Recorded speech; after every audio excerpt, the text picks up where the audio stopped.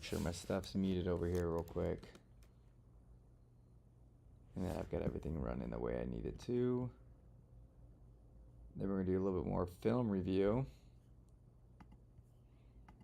And with this film review, I also want to go over one of Rafa Mendez's matches. Oop. How do I make sure this is not blaring?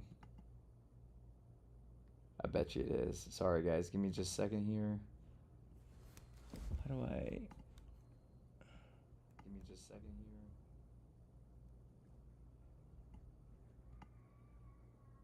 I think I got it figured out. Oh, shoot. No, I don't. And then...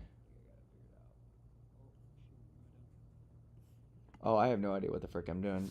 All right, can you guys hear me? Yerp, yerp. Oh, I have no idea what the frick I'm doing. All right, can you guys hear me? Oh, actually, I can hear myself. That's not what I want. All right.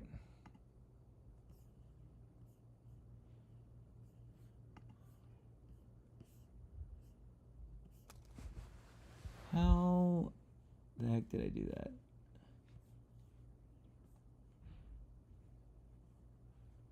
Okay. Maybe it's good now? Are we good?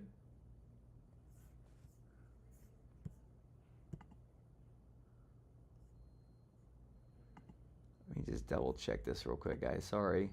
And then we're going to get started. We're actually going to go through some of Sean's film again, and then I have a match from Rafa Mendez I actually want to touch on. Hey, can you shut that door behind you, please? And then we'll be good to go because I've got something real interesting I want to show you guys.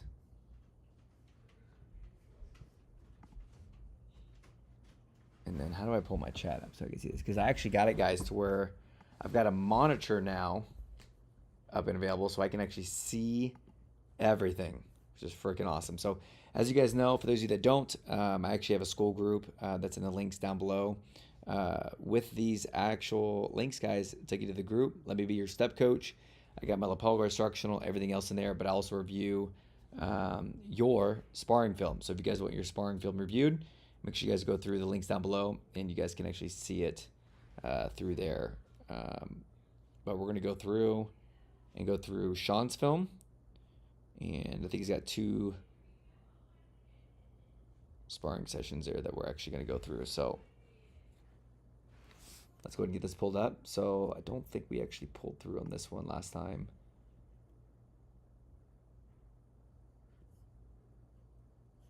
Perfect. All right. Oh, actually, we did go through this one a little bit last time.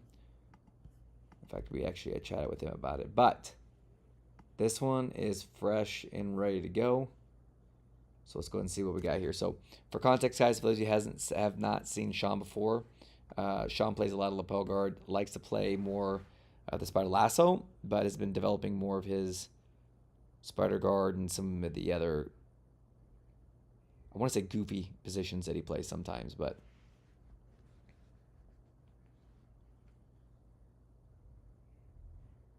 I like how we got both feet past the hips here, toes curled behind the back.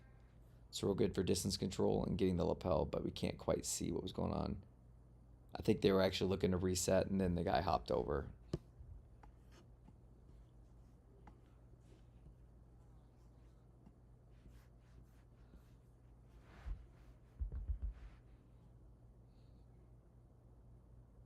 So it looks like he's actually got the lapel lasso engaged here. I will tell you, Sean, if you play with a lapel lasso, I like the idea of playing to the sleeve or the actual pants, but I don't think our boy, you got to get his knees to the inside. If you end up hugging this leg, you want to try to bring your hips back, rotate your toes down towards the mat. He can keep the ankle, but if you can bring the knee on the inside here, then you're going to be able to find some offense with this actual leg. Obviously, the lapel zombie's not there, but the concepts are. And rotate up and over. All right, we got mount, but there was an arm bar available there too. I'm sure you watching this back will see.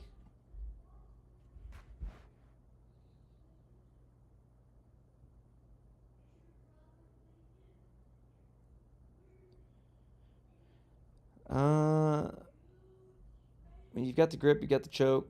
take him over. So this is good that you got the tap. Let's go and look at this real quick. Remember, we don't care if it works. We only care about who it works against. And if we can find a better way of doing it, better is, you got it right, better. Look at your hand here, Sean. You see how your knuckles are facing away from him? If you actually take your hand and rotate the back of your fist towards his neck, it'll actually make it tighter, because then you're going to have more surface area of your actual hand choking his neck. Because it's not just the lapel or his fingers kind of collapsing into his neck. It's this hand too that can collapse into the neck and help kind of block blood flow and oxygen to the brain as well. But you got the tap. That was good. Seems like a pretty tough cat too that you're doing this to. Ooh. Let's go and jump back here.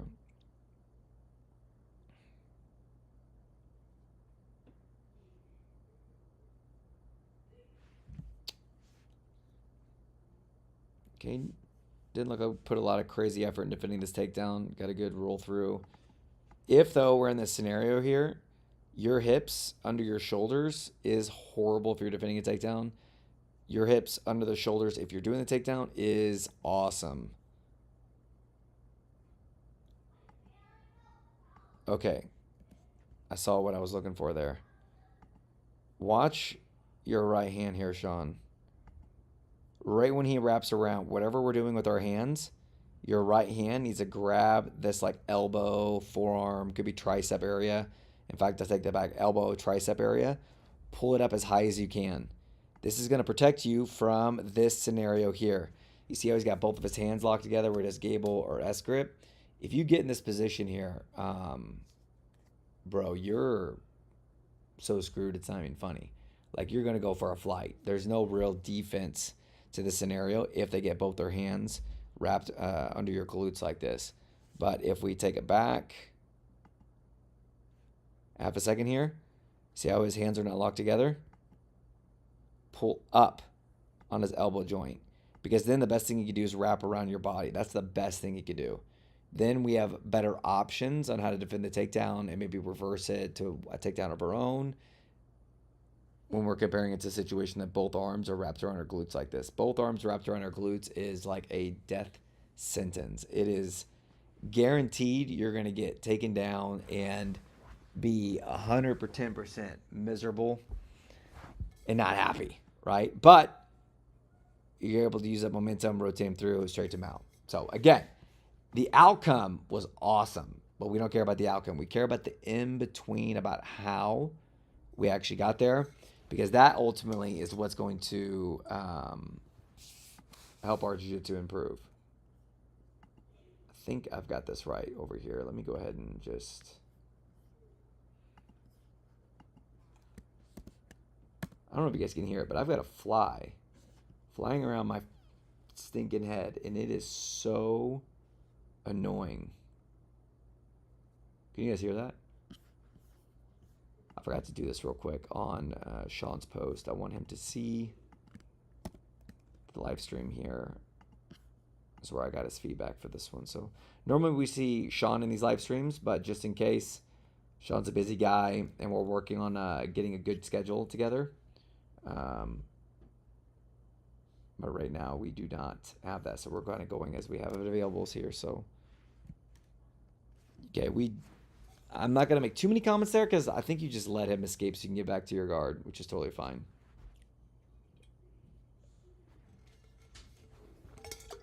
Why is that working? What is he doing? Well, he's on his hip, but why did we go to our hip again?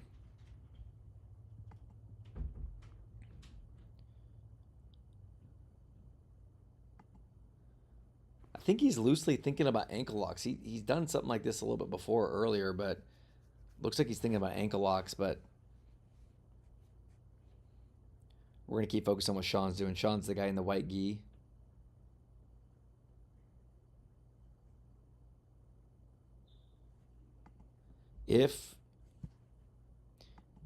Now, granted, Sean, I know you may be working specific stuff, but as best you can, we want to take a low-hanging fruit always.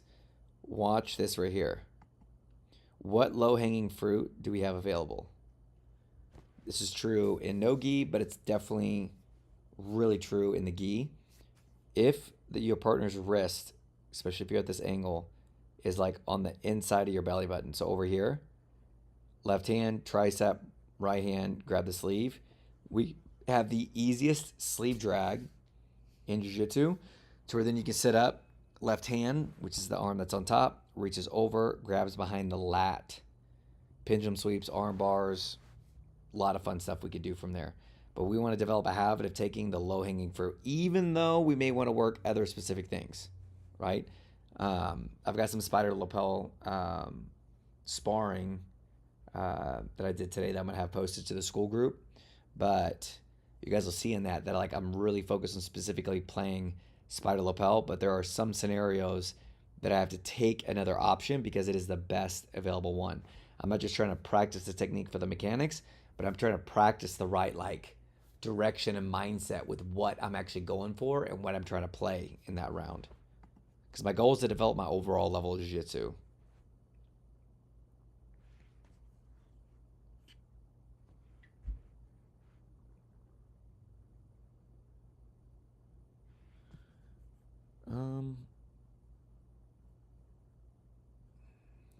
Yeah, that's one example. I mean, you did catch it against a better guy. It is going to be so obnoxiously tough.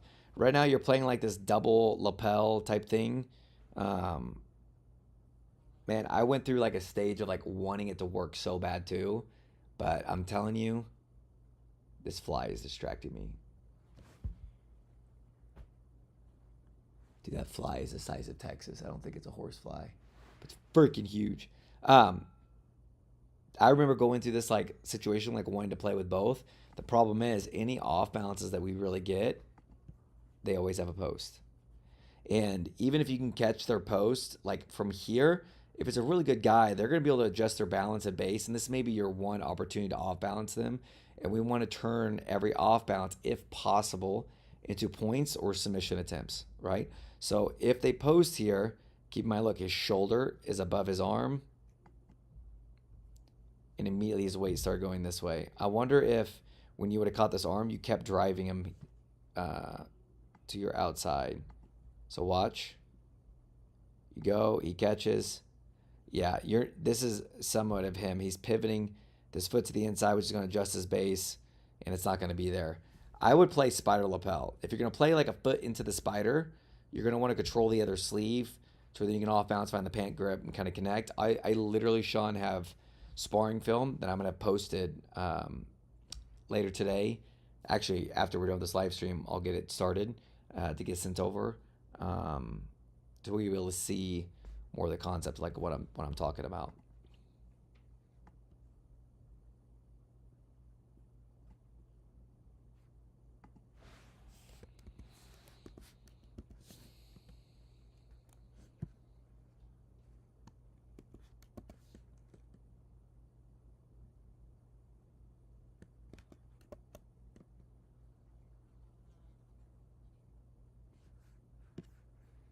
This isn't bad. Let's kind of go. Let's run back through this again real quick.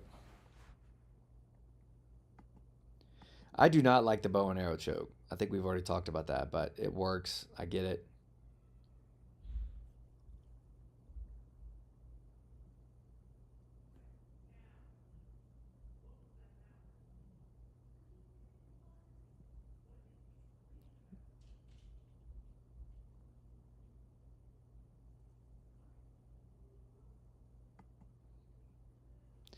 It's not bad what you did. I'm thinking like in the scenario right before this. The only thing I see that could be a little bit better here, Sean, is that when we take them over for the armbar, I like to set up chest to the tricep, elbow joint deep, pinch, and then kind of lean back. It's good control, good use of that. If you do get the wrist back here, I like to then take my hand that was at the elbow joint, because now it's kind of useless. Get control of the wrist, and then take it exactly where I want it to go to attack. Looks like we got more of the round through here. I almost said this is what I'm looking for. Oh. Sean, you're teasing me, dude. You literally were at spider lapel like I was hoping. And now... this is very loose, buddy. This is not as controlling as what you think.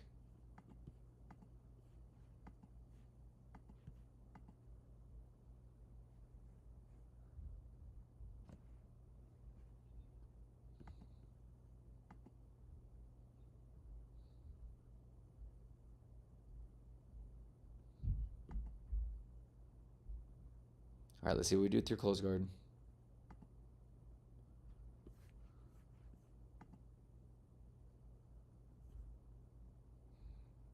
Sean, I'd like to see if you go for more of the lapel zombie stuff, man. I feel like you were doing a really good job with that and finding the submission. I think if it's available, you should really consider taking that, man, because the outcome is submission. And if they defend the submission really well, they're really given other strong sweeping opportunities. That's actually a good round, though. I think you did a good job. Keep in mind, when I'm giving this feedback, I'm just looking for things that you could do better, because better is better, right? That's all we're looking to do.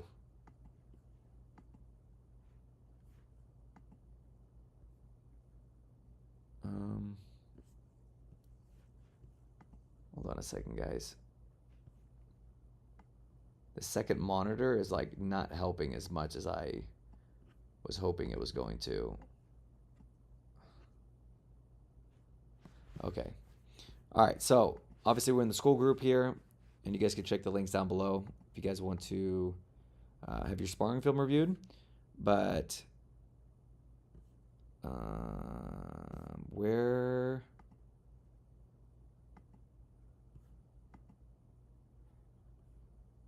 Okay. What we're going to do, guys, we're actually going to run through some of these looks here. This is me sparring Addison, one of my purple belts. Has been with me for a while. Super high level, super talented guy. Real tough to deal with. Really, his passing is really probably his strongest suit. Guard is really flexible, really dangerous. There's a lot of great things that he does. But in this round, I think this is when... working some more of my passing concepts here, but I don't exactly remember this. This may have been just before pans. So you guys will see a lot of the things that I look for, if I can, is finding headquarters. I'm controlling the color here, but the way that Addison plays, if he's in single X, it's still very offensive and dangerous, right? Because what he's looking to do is he's going to sit up to this elbow, be onto the near hip, to the De La Hiva leg. And a lot of the lifting up, taking over to the knee cut is not available when you play this style. Think like Gustavo Batista and kind of like how he does jiu-jitsu. But you'll notice here, once I can stabilize my base, hopefully deal with this De La Hiva hook in a second, this knee is going to come behind his hamstring. But I'm trying to find a point to stabilize, and that's when it comes in. Because if you look, if I want this knee behind the hamstring, I have to let go of this leg, right? Because I need to control the upper body. If I let go, this knee comes to his chest, foot comes out. So what you guys will see here is I'm going to shoot my knee behind his hamstring, pointing my toes to the inside, kind of like blading my hips. So then I can start putting my hands to the ground and start trying to slow this position. Because what I don't want is I don't want him to put me into single X. I want to stay in the headquarters position and then try to negate his offense to slowly improve my position. So generally when I'm playing here, like I will play aggressive, but it's kind of like almost like a war of attrition, if that makes sense. Because with this knee behind the hamstring, me up on my toes, he cannot off balance me up. Because with my knee here, he can't leg extension really that well at all with his right leg. And because it's in the headquarters position, his left foot that's on the outside can't lift. It's got nothing to lift against because he's kind of in like, it was like a De La Hiva hook, right? So it's on the outside. It doesn't do anything. And then he's got the collar, keep trying to off balance me this way. But the thing is, like this off balance with me framing here, it's not going to do anything. So I'm going to control the collar. I'm looking to square myself back up. I can't just plop myself up because if I go quickly, I'm giving him momentum, which now he's going to the lasso. And now we're out of the De La Hiva, headquarters where he was playing more De La Hiva. Now he switched his offense to where he's playing lasso and double sleeve. So if you guys see this real quick, I changed angles to the outside. He wisely took the lasso out. So then he's framing here. I'm keeping my elbow tight to my knee and towards my rib and pressuring my knee behind his hamstring here. So then I'm safe from omoplatas and obviously controlling this ankle. I'm going to be safer from triangles. But right when I feel him deal with that, I immediately change directions. Go into the outside. As long as my head stays by this knee, this lasso, no matter how flexible he is, it cannot come back into play. It is impossible for it to go back into play. As long as I keep my head there, but my head obviously rotated back towards the center because that bit of offense didn't give me the angle I wanted to be able to pass. So now I'm looking to add pressure. I want to get my head to the outside of this knee to pressure over, but with how flexible he is, he's not doing a great job framing this way, but he's doing a good job framing my head from pushing his leg over. So now I'm just kind of like testing, prodding, seeing how where his frames are, what angles and traps I can be looking to setting in this position.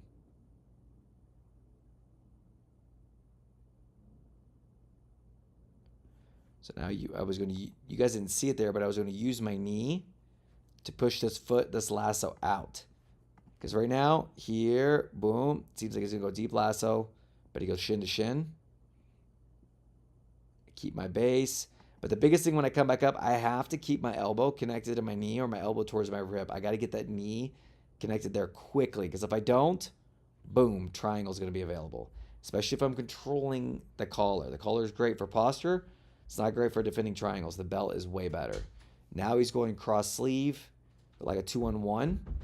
And the thing about the 2-on-1, when he goes like left hand to my far sleeve and then the tricep, he's going to be able to get these inversions. He's got a lot of triangle attempts. But the only way I can pass is the opposite way. But I have to get my left hand controlling the belt first. And this is the pickle we're dealing with right there. So, but this is like a situational round, an example of kind of like how I do my training. We'll pick his position, work through it, reset of points, submission. But then we always have like dialogue between each other when we're playing. I have no idea what just happened there. So let me go ahead and take this so people can kind of want to make sure.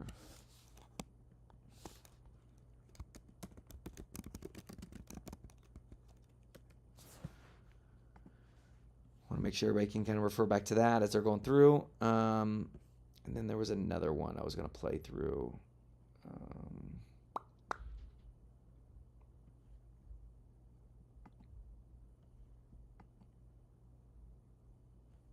All right, give me just a second, guys. I have to use the restroom so stinking bad, it's not even funny. So give me half a second. I'll be right back, guys.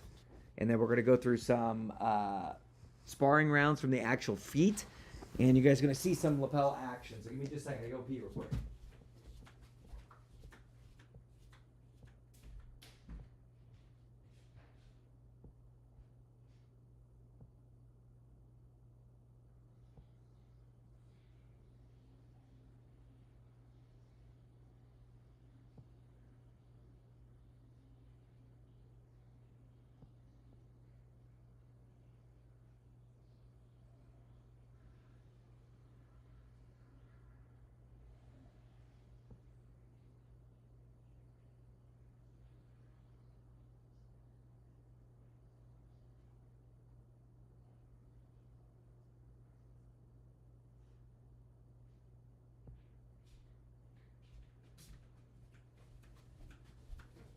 Oh my God, I just realized I had a bike on me. I don't know if you guys just heard me peeing the whole time, but if you did, I'm sorry, guys.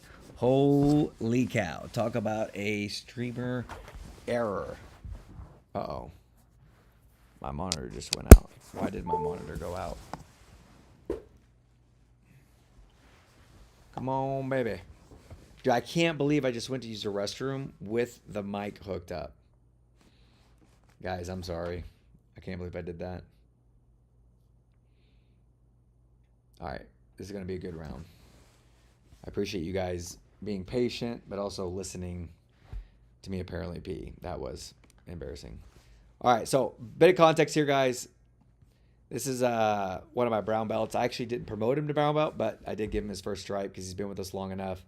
And I feel like I can kind of put my stamp of approval on him. But he actually moved here from Reno, from Henzo Gracie School. Big boy, 230, 240, good jiu-jitsu, loves takedowns. And let's just say he got a healthy start in this one. And, of course, they're laughing and loving it, so... I don't recall if I had music playing.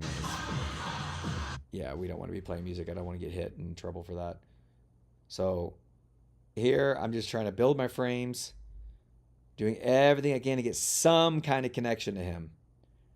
And then, as you guys can see here, I'm trying to bring myself up and under, try to connect to maybe like a single X. Hooking this far leg so he can't rotate to the outside. Now, guys, I think my favorite submission to get is a loop choke because you require like a little bit of finesse to catch it. I mean, it is such a beautiful submission because a lot of people try to catch it and immediately try to submit them. I do it way different, guys. I focus on just catching it, keeping it, and slowly progressing towards a submission. So I try to like get them almost a little numb to it, like it's not a big deal. Just being patient, feeling my wrist to their collarbone.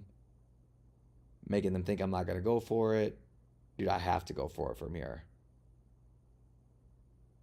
Oh, I missed the opportunity. Oh.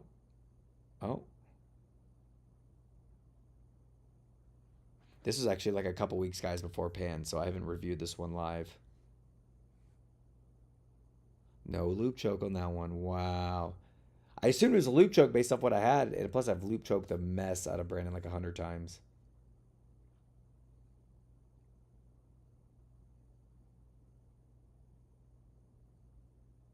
And here, guys, I'm just being super patient because I'm going to wait to see what Brandon does because there's a bit of a weight difference between us. I'm like probably 68, 170, and Brandon's about like 230, 240. He's a big boy. But I get this angle, and I start setting up gubber guard. And one of the biggest things that people miss about gubber guard is their knee.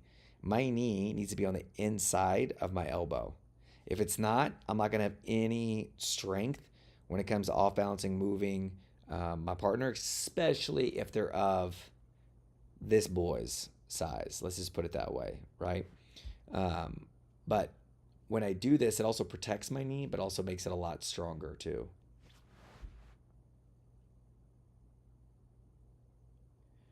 Get off angle.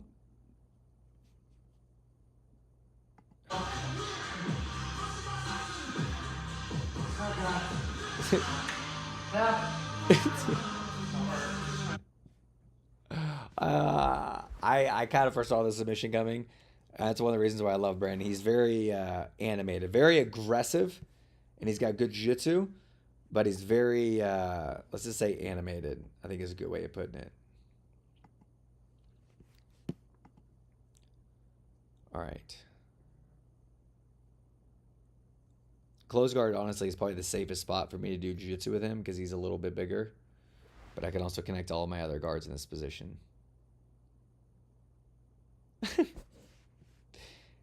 I love Brandon, guys. He used to be a competitor, but I like having fun. You can hear him too. Watch this. Look. So he stands up. I'll do it right when... Oh, I missed it. We'll do it later. I don't want to get my stuff demonetized, but it's really funny because he's very animated. So anytime I off balance him here, because all I'm doing is waiting for him to stand up, and then I off balance and bring my knees to my chest, and it brings him down. He did a much better job framing here to where I couldn't. And now he's talking all kinds of trash. And he's playing to both my collars because he knows what I like to do, or at least some of the things.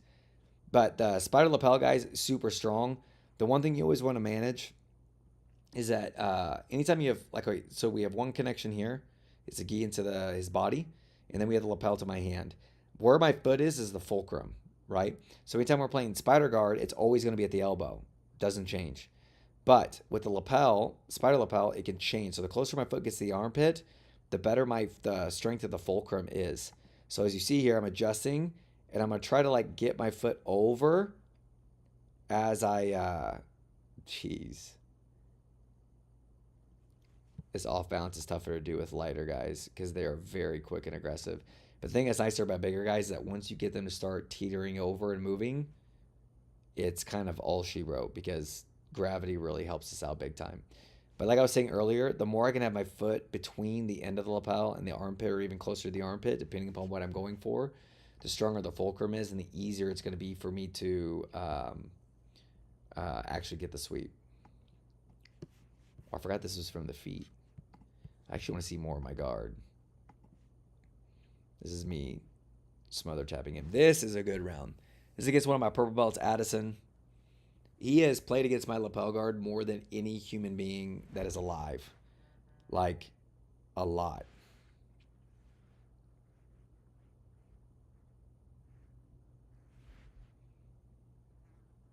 This is me talking a little bit of trash to him. After the sequence, guys, we're going to have to call it on the live stream, but I at least want you guys to be able to see this here. Man, I'm really talking trash to him. We're going back and forth. Ooh, reverse cellar worm set up. I think I actually already have it set up there.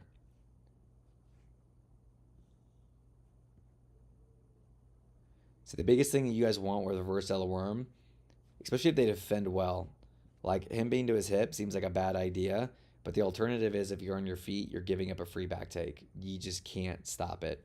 But my knee above his knee is the most important thing. Toes facing towards his back, unless this hand's coming back looking for the toe hold. You have to respect that and keep that a little bit in your mind.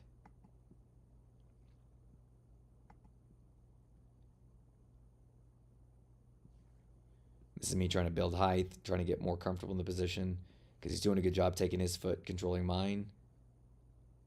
And the nice thing is, reverse arm fails, we're always right back into it. This, I am actually looking for his back, but man, he's had so many reps and giving me so many good looks. Scooping my hips under his, controlling all the way through. Scooting my hips away so I get his butt to the mat, controlling the back. And if he's going to defend this guy over here, I'm going to start looking to set up my choke. And I still have the lapel, guys, with my right hand. Because if he does escape, he's right back in a reverse cellar worm. That's the nice thing about this. Because even if I get the points and I let go, if I have the lapel, he's back in it. And it's like an infinite point loop system. Biggest thing I want is my hips behind his, my chest behind his back. And focusing on that control. All right, guys, I got to get ready for practice, but we're going to get a little bit better of a schedule, what we're going to be doing. Guys, if you want your sparring film reviewed, consider being a channel member on the YouTube, but also check the links down below, because in the links down below, you're going to see access to my school group. My school group, guys, has got all my lapel guard instructionals. It's even got other instructionals that are things outside of lapel guard to help you improve jiu-jitsu faster. I interact with this literally every day. I've got some other guys in there that are really good that also help out too. Thinking about bringing Ethan on to be helping. Ethan is like the #2 ranked light feather purple belt in the world. He just got second at Pan. Super dangerous guy. But the whole goal of this lapel guard syndicate group is to help you improve your level faster. So I'm not your coach, but I could be your step coach. So if you guys want me to be your step coach and get better faster, check out the links down below, and hopefully I'll see you guys soon. So appreciate you guys being in here, and we're going to go ahead and call it for right now. But we may do some live stream videos of my sparring later tonight. Won't be a whole lot of talking, but if you guys want to hop in there,